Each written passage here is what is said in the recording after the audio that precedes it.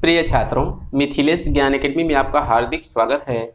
आज हम लोग पढ़ेंगे प्रश्नावली 4.2 का प्रश्न क्रमांक 3, जिसमें दिया है ऐसी दो संख्याएं ज्ञात कीजिए जिनका योग 27 हो और गुणनफल 182 हो। तो सबसे पहले हम अपने हल में क्या करते हैं, जो हमसे पूछ रहा है उसी को हम मान लेते हैं। तो मानेंगे नहीं, आइए रफ पर हम थोड़ा सा समझ लेते हैं, उसके बाद हम मान लेंगे। ये हमारा रफ है।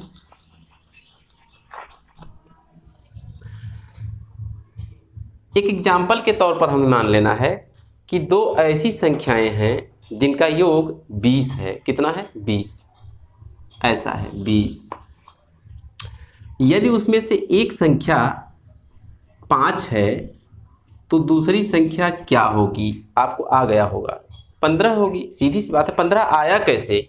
इन दोनों संख्याओं की सहायता से 15 कैसे प्राप्त होगा? 20 - 5 = 15। तो यहाँ क्या होगा? दूसरा 20 - 5। ये देखिए लॉजिक है। यही पूरा का पूरा ट्रिक होता है ऐसी सवालों को हल करने के लिए, क्योंकि अभी इसमें एक हम संख्या मान लेंगे x, तो कुछ बच्चों को समझ में नहीं आता कि x बार बार आता है।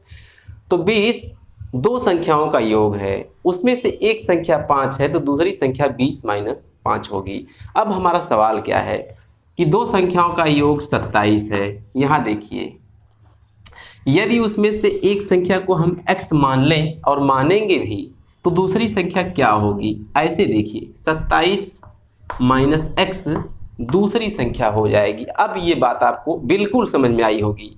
आइए अपने हल पर चलते हैं और हल में लिखेंगे माना पहली संख्या x। हाँ, तो जैसा कि आप देख रहे हैं, हमने अपने हल में ये मान लिया कि पहली संख्या x है।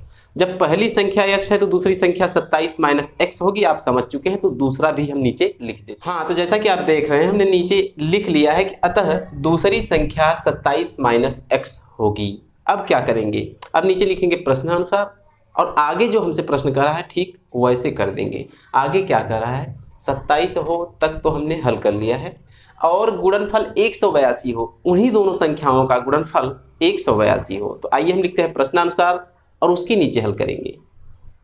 हाँ, तो हमने लिख दिया प्रश्नानुसार और उनका गुणनफल 182 हो, अर्थात दोनों संख्याओं का गुणनफल 182 है, ऐसा हमारा प्रश्न कर रहा है। तो पहली संख्या x, दूसरी संख्या 27 - x, यहाँ लिख देंगे x गुणे 27 - x, एक ब्रैकेट में रहेगा, बराबर 182 दिया गया है प्रश्न के अनुसार। इसको हल करेंगे, या x का गुणा 27 में करेंगे तो हमको मिलेगा 27x। ध्यान से देखिएगा।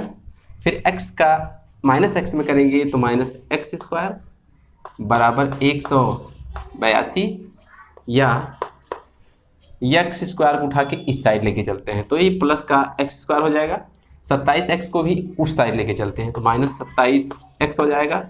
ये तो अपने पास है, प्लस का 182 बराबर 0। ये 0 इस साइड में बचा है, ध्यान दीजिएगा। या अब होता क्या है, जब हमें द्विघात समीकरण प्राप्त हो जाता है तो पहली संख्या और आखिरी संख्या का हम करते हैं आपस में गुणा, तो हमको क्या मिलता है? 182 का x² के साथ जब हम गुणा करेंगे तो हमको मिलेगा 182x²। अब नियम क्या होता है कि ऐसी दो संख्याएं हमें कहीं से लानी पड़ती हैं, खोजनी पड़ती हैं कि जिनका हम आपस में कर दें गुणा तो हमको यही राशि प्राप्त हो जाए, और इन दोनों राशियों को, ये जो एरो का निशान बना है, इनको जोड़ दें अथवा घटा दें तो हमको ये मध्य पद प्राप्त हो जाए, अर्थात -27x हमको प्राप्त हो जाए। कितना? -27x हमको प्राप्त हो जाए। तो इसके लिए हम करते क्या हैं, इस 182 का हम कर देते हैं फैक्टराइजेशन, अर्थात गुणनखंड। तो आइए हम गुणनखंड भी कर लेते हैं। इधर लिख देंगे 182, 2 से काट देंगे, 2 × 9 = 18 और 2 × 1 = 2। फिर ये 7 से कटेगा, 13 × 7 = 91, फिर 13 स्वयं 13 से कटेगा और 13 × 1 = 13। ध्यान दीजिएगा, 2, 7, 13 इस 182 के फैक्टराइजेशन है, अर्थात गुणनखंड हैं। अब इनकी मदद से हम दो ग्रुप बनाएंगे। एक ग्रुप हो गया 7 दूनी 14 वाला, एक ग्रुप खुद 13 है। तो ये 14 और 13 जो दो संख्याएं हमको मिली हैं, इनका आपस में करेंगे गुणा तो हमको 182 मिलेगा, और इनको जोड़ देंगे तो 27 x हमको मिल जाएगा। तो यही हमको चाहिए भी था। आइए अब अपने नोट्स पर चलते हैं। लिख देंगे x² minus 14x minus 13x plus 182 बराबर 0। देखिए 1 2 3 4 कुल 4 पद हैं। इन चारों में से दो दो का हम बना लेते हैं एक एक खंड। तो यहाँ से यहाँ तक एक खंड और यहाँ से यहाँ तक दूसरा खंड हो गया। लिख देंगे या यहाँ से x कॉमन है, x को हम कर लेते हैं बाहर। यहाँ x बचेगा माइनस यहाँ 14 बचेगा, माइनस फ्रंट पे बाहर हो जाएगा। यहाँ से 13 कॉमन कर लेते हैं, 13 यहाँ x बचेगा, प्लस में से माइनस बाहर जा चुका है तो माइनस बचेगा और यहाँ 14 बचेगा। कितना? 14 बराबर 0। या पूरे इक्वेशन में x माइनस 14 कॉमन है को हम बाहर कर लेंगे।